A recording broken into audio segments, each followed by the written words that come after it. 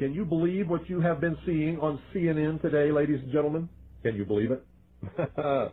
Supposedly, a CNN reporter found Osama bin Laden, took a television camera crew with him, went into Osama bin Laden's hideout, interviewed him and his top leadership, his top lieutenants and colonels and generals in their hideout.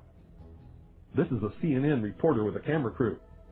And he came out and told everybody, within 3 weeks, Osama bin Laden is going to attack the United States and Israel.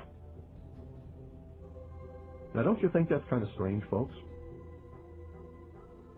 You see, because the largest intelligence apparatus in the world, with the biggest budget in the history of the world, has been looking for Osama bin Laden for years and years and years, and can't find him. A reporter from CNN and his little camera crew got in to Osama bin Laden's secret hideout and conducted an interview. If you don't believe me, tune into CNN. They're probably running it right now as I'm speaking. And if you believe it, you are one of the stupidest jerks that ever lived on the face of this earth. And whatever is going to happen that they're going to blame on Osama bin Laden, don't you even believe it.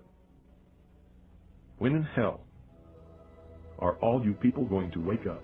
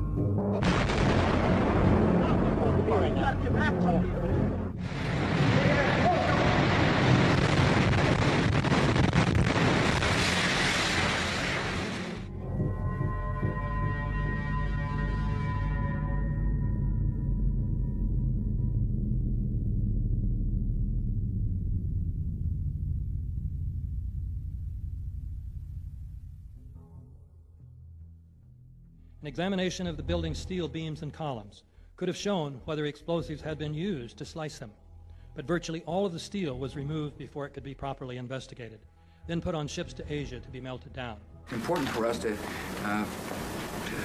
not reveal how we collect information. That's what the enemy wants. You have no evidence that the government's behind 9/11, and I frankly think it's an awful thing to allege, considering it's not true, and you haven't proved that it is. It's totally implausible. Like, we would report that if that were true. Because these guys own our government. They print our money, and they own not only the government, but they own you. You are their property. So, in other words, these guys print the money, they run the country, and they own you, and they own everything around it.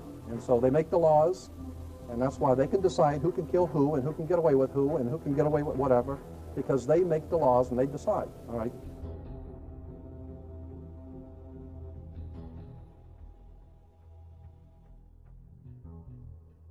On that day, what did the president say to you?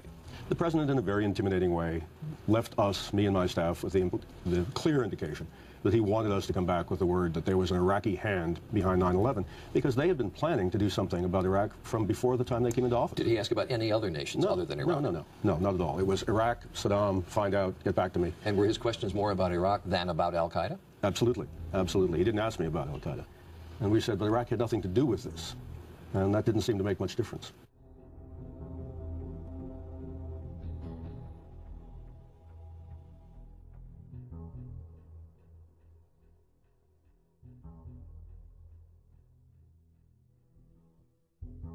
And we'll continue to work together to achieve peace. That's what we want.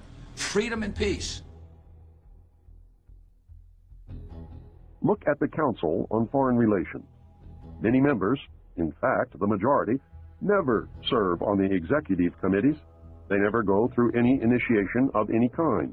They are, in fact, the power base, and are used to gain a consensus of opinion. The majority are not really members, but are made to feel as if they are. In reality, they are being used and are unwilling or unable to understand.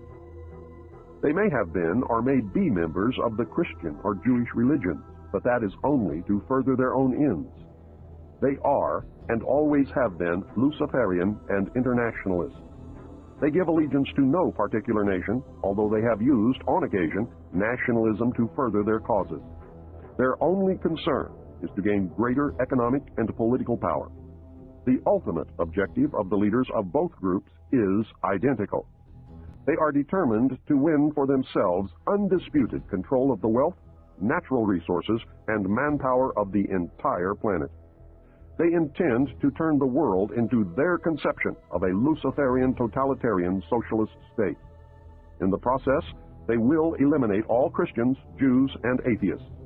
You have just learned one, but only one, of the great mysteries. The people who are running this country from behind the scenes do not care a thing about Americans or bloodshed anywhere. I think we're going to awaken one day to find out that we've all been too relaxed and entertained and watching television and being entertained with all the cares of life, never realizing what is going on in this country. In the secret, ladies and gentlemen, they are at least, very bare minimum, 50 to 100 years ahead, beyond what you can even imagine.